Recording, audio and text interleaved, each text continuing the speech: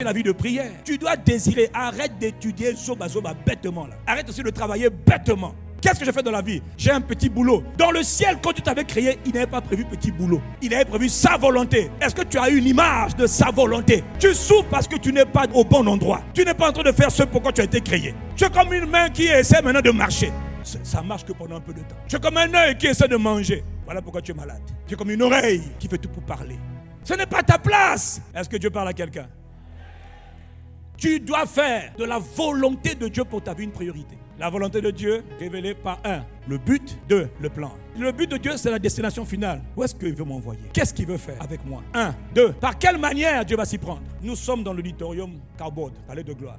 Derrière, c'est le bâtiment Shekinah. Si la volonté de Dieu, c'est de t'emmener derrière le bâtiment Shekinah. Ça, c'est la volonté. Il dit, bon, dans ma volonté, il y a le but. Il y a avec moi le but. Le but, c'est d'aller derrière là. Maintenant, quel est le plan? Quel est le chemin? Quel est le projet? Par quel moyen il va t'y emmener? Si tu ne connais pas le plan, et il te dit, pour aller derrière, sors à droite, prends à droite. Et toi, Satan te dit, sors là-bas, va tout droit au centre-ville. Après, tu vas à Talangaï, tu montes vers Kintele, mais le but, c'est là. Donc, tu dois pas seulement connaître le but, tu dois connaître le plan. Le but est révélé par Dieu. Le plan est révélé par Dieu. Le chemin à prendre, c'est Dieu qui doit te le révéler. Satan va tout faire, même si tu connais le but, que tu ne connaisses pas le plan. Voilà pourquoi, en parenthèse, pour frustrer la volonté de Dieu pour ta vie, il te fait pécher. Il te pousse à pécher, il te donne des mauvais amis, mauvaises relations, faux mariage, faux travail, fausses études, faux frères, fausses sœurs, mauvaise fréquentation.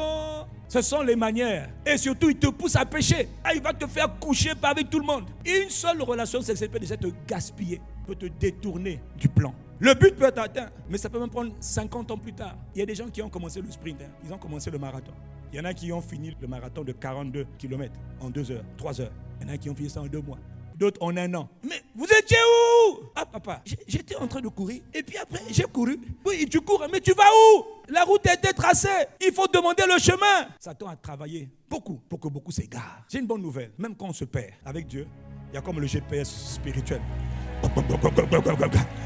Saint-Esprit, ramène-moi sur la voie. Est-ce que je suis en train de parler à quelqu'un?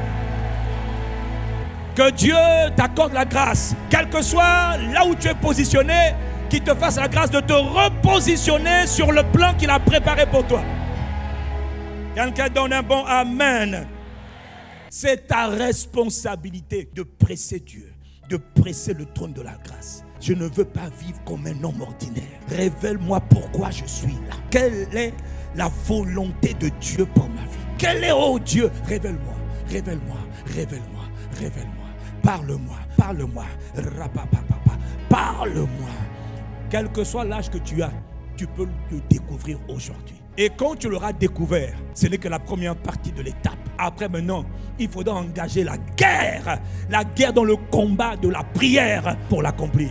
Parce qu'il y a des forces terribles qui s'acharnent pour te détourner de la volonté. Donc ce n'est pas tout de savoir, oh Dieu veut ça pour moi, le Seigneur m'avait donné une prophétie. Mon frère, ma soeur, les prophéties ne s'accomplissent jamais automatiquement. Les prophéties que tu as entendues vont devoir trouver ta coopération. Et ta coopération va devoir te pousser dans la prière. Personne ne voit les promesses de Dieu s'accomplir sans prière.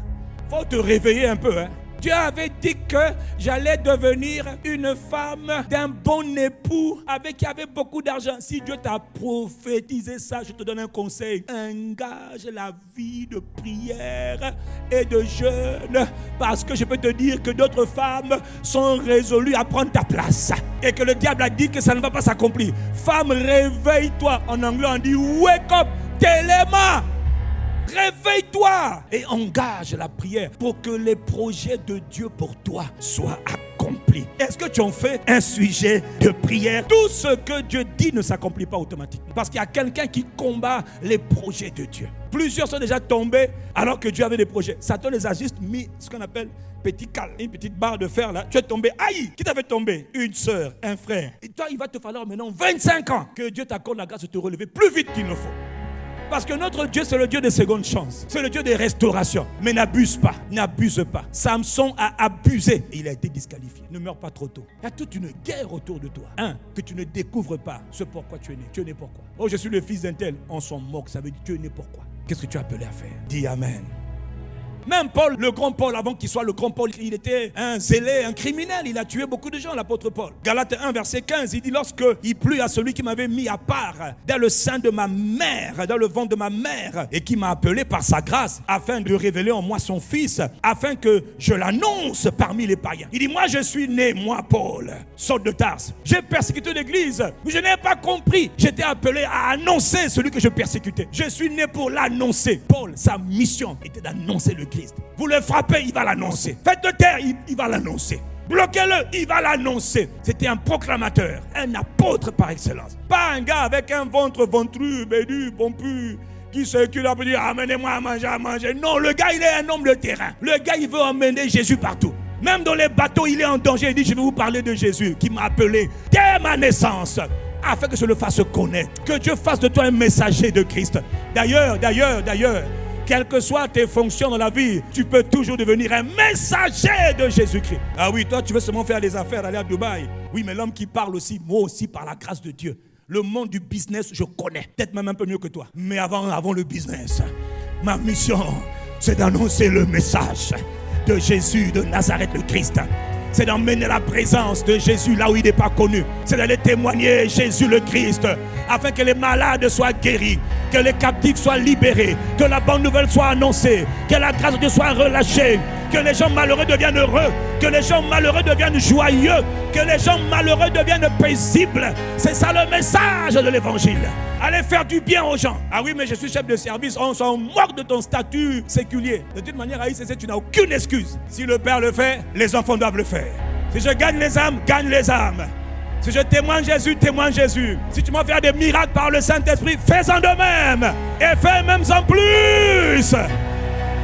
Donne ton amen à Dieu, puis on avance.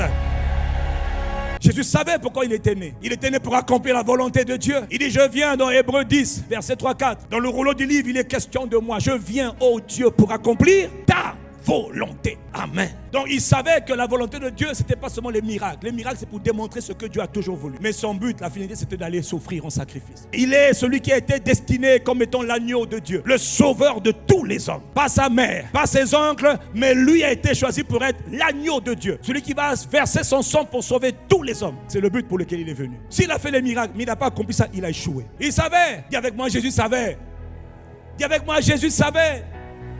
Est-ce qu'il est resté tranquille? Bon, j'attends seulement le jour de ma mort. Tu plaisantes? C'est pas qu'il y a des tentations qu'on fuit. Il y a des épreuves qui nous font peur. Il y a des expériences qu'on ne veut pas affronter. C'est trop dur. Parmi nous là, tu as été appelé par Dieu. Tu refuses. Dans ton cœur, tu te vois même dans les songes. Tu refuses. Dieu te parle, mais tu hésites. Et plusieurs, tu es attaché à des choses matérielles. Parce que tu connais, tu ne maîtrises pas l'avenir. Si tu t'engages avec Jésus, que va-t-il m'arriver? Je vais perdre beaucoup d'avantages. Qui t'a dit ça? Que Dieu te touche. Que la main de Dieu vienne sur toi. Pour te sortir de ce mensonge maléfique et de te pousser dans le champ de la mission. Pourquoi? Afin que tu accomplisses la volonté de Dieu pour toi. Rien n'est plus important dans ce monde que la volonté de Dieu. Il a créé les cieux et la terre. Tout ce qui a été créé, c'est pour sa gloire et pour sa volonté. Que tu le veuilles ou pas, mon frère, chacun d'entre nous, destiné à accomplir ses plans, ses desseins, ses buts pour nos vies. Quelqu'un dit Amen. Le but, c'était qu'il soit sacrifié. Mais il aurait pu être décapité. On aurait pu le décapiter. Mais à ce moment-là, le sang n'aurait pas été versé à 7 reprises. Donc le plan de la rédemption n'aurait pas été accompli. Le plan, c'était qu'il soit tellement frappé. Et à 7 endroits